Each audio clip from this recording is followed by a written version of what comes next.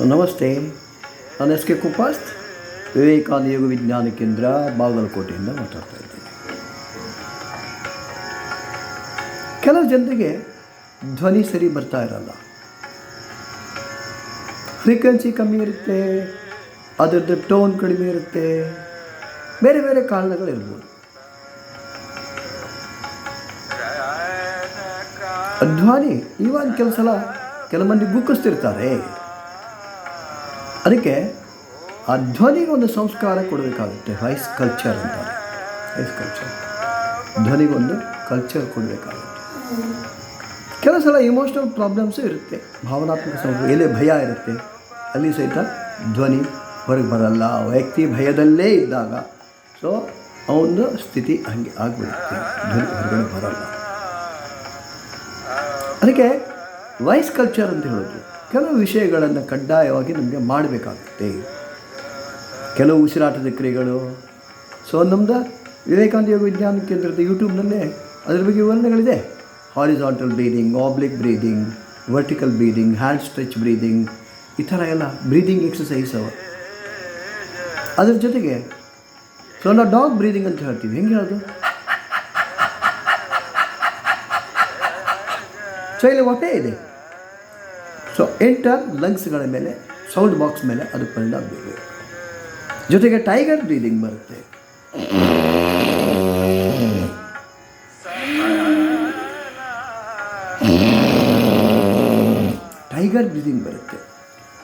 Tiger breathing ಮಾಡಬೇಕಾಗುತ್ತೆ. ಜೊತೆಗೆ so ನಾಲಿಗೆಗೆ ಕೆಲವು ಕ್ರಿಯೆಗಳನ್ನು ಕೊಡಬೇಕು. ನಾಲಿಗೆ ಮಸಾಜಿಂಗ್ ಆಗಬೇಕು, ಪೂರ್ತಿ ಜಗ್ಬೇಕು, ಅದರಿಂದ ಮಸಾಜಿಂಗ್ ಆಗಬೇಕು. ನಾಲಿಗೆ ಟಂಗಿನ್ ಔಟ್ ಅಂತಾರೆ, ಹೊರಗೆ ಜಗ್ಗೋದು, ಒಳಗೆ ಜಗ್ಗೋದು. ಟಂಗ್ ರೊಟೇಷನ್ ಹೇಳ್ತೀವಿ, clockwise, anticlockwise ಮಾಡಬೇಕು. ಜೊತೆಗೆ lip moment,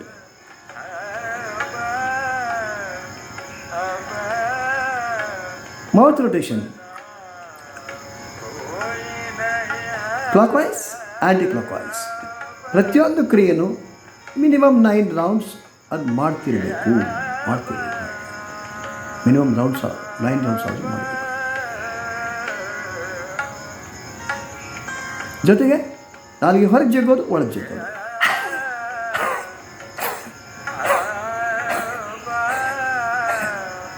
tongue in and out. So ಪ್ರಾಣಾಯಾಮದ ಭಾಗದಲ್ಲಿ ಪ್ರಣವ ಹೇಳೋದು, ಅಕಾರ, ಉಕಾರ, ಮಕಾರ, ಉಸಿರು ತಗೊಳ್ಳೋದು,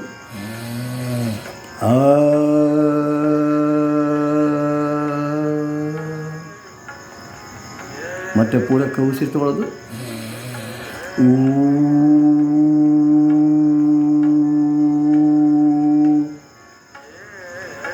ಥರ್ಡ್ ಐಟಮ್ ಉಸಿರು ತಗೊಳ್ಳೋದು, ಮಕಾರ, ಓಂಕಾರದ ಭಾಗ,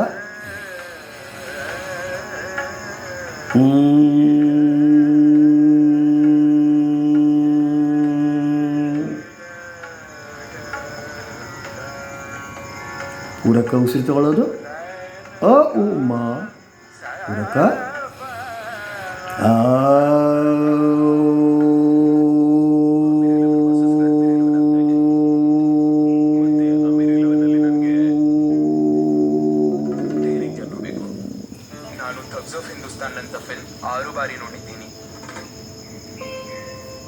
ಓಂ, ಪೂರಕ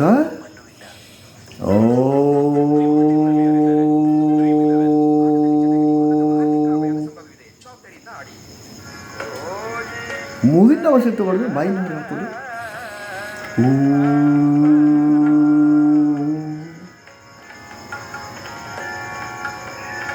ಬಾಯಿಂದ ಉಸಿರು ತಗೊಳ್ಳೋದು, ಮೂಗಿಂದ ಹೊರಗೆ ಹಾಕೋದು.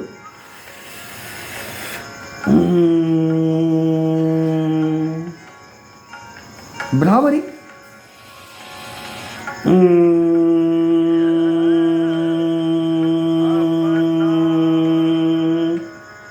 ಷಣ್ಮುಖಿ ಮುದ್ರಾದಲ್ಲಿ ಭ್ರಾಮರಿ ಮಾಡಿ.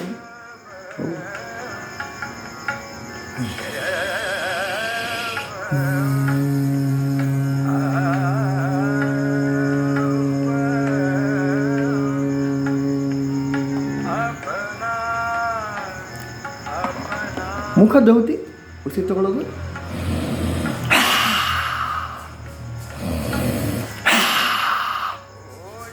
ಈಚ್ ಐಟಮ್ ಮಿನಿಮಮ್ 9 ರೌಂಡ್ಸ್ ಆದರೂ ಮಾಡಬೇಕಾಗುತ್ತೆ. ಅದ್ರ ಜೊತೆಗೆ ಕೆಲವು ಆಸನಗಳನ್ನು ಮಾಡೋದು, ಅರ್ಧಕಟಿ ಚಕ್ರಾಸನ, ಪಾದಹಸ್ತಾಸನ, ಉಷ್ಟ್ರಾಸನ, ಅರ್ಧಚಕ್ರಾಸನ, ಶಲಭಾಸನ, ಸರ್ವಾಂಗಾಸನ, ಹಲಾಸನ, ಮತ್ಸ್ಯಾಸನ, ಸೇತುಬಂಧಾಸನ, ಇವನ್ ಕೆಲವು ಆಸನಗಳನ್ನು ಜೊತೆಗೆ ಮಾಡಬೇಕಾಗುತ್ತೆ. ಮತ್ತು ಪುನಃ ಆಹಾರದ ಕಡೆಯೂ ನಮಗೆ ಲಕ್ಷ್ಯ ಕೊಡಬೇಕಾಗುತ್ತೆ. ಇಲ್ಲೇ ಫ್ರಿಜ್ಜಿರ್ತಕ್ಕಂಥ ಆಹಾರಗಳನ್ನು, ಅತಿಯಾದ ತಣ್ಣನೆಯ ಪದಾರ್ಥಗಳನ್ನು, ಕರೆದದ್ದು ಮಸಾಲೆಯುಕ್ತ ಆಹಾರಗಳನ್ನು, ಎಣ್ಣೆ ದಿನಸುಗಳನ್ನು, ಚಾಕ್ಲೇಟ್ಸ್ಗಳನ್ನು, ಸಿಹಿ ತಿಂಡಿ ಇಂಥಗಳನ್ನು ಕಡ್ಡಾಯವಾಗಿ ನಮಗೆ ಅವಾಯ್ಡ್ ಮಾಡಬೇಕು.